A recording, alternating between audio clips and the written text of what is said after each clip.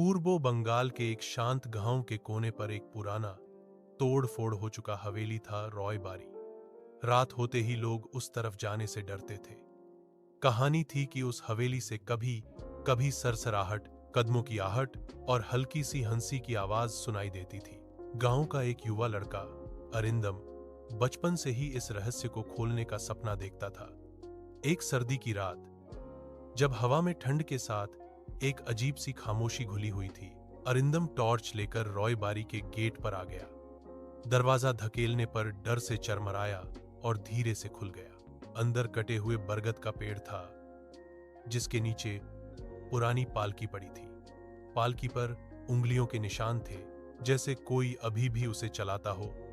अरिंदम का दिल जोर से धड़कने लगा। वो हवेली के अंदर घुस गया।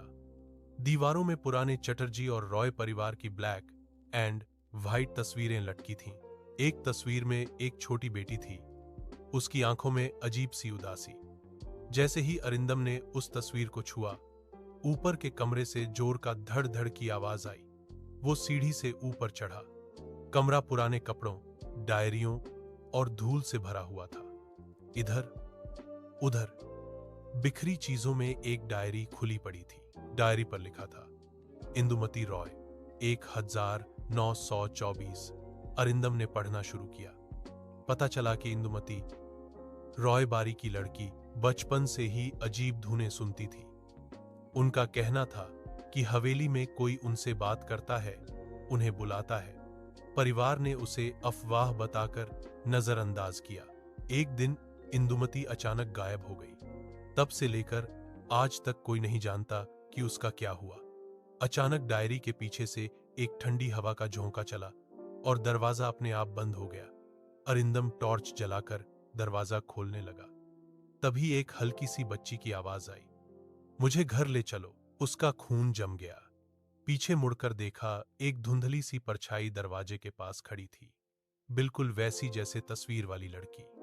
उसकी आंखें गहरी, उदास और कुछ कहना चाहती थी। वह धीरे से डायरी की तरफ इशारा कर रही थी। अरिंदम ने डायरी फिर से उलटी। पीछे एक पुराना नक्शा चिपका था, जिसमें हवेली के पीछे एक छुपा हुआ भूमिगत मार्ग दिखाया गया था। अरिंदम समझ गया इंदुमती को वहीं बंद किया गया होगा। पर जब वो परछाई की तरफ बढ़ा, वो धीरे धीरे हवा में घुलने लगी। सिर्फ एक फिसलती आवाज छोड़कर। सच को जमीन के नीचे छुपा तो दिया, पर हमेशा के लिए नहीं। अगले दिन गांव वाले ने देखा कि रॉय बारी के पीछे की जमीन खोदी हुई थी, पर वहां कुछ भी नहीं मिला। और रॉय बारी का रहस्य आज भी जीवित है।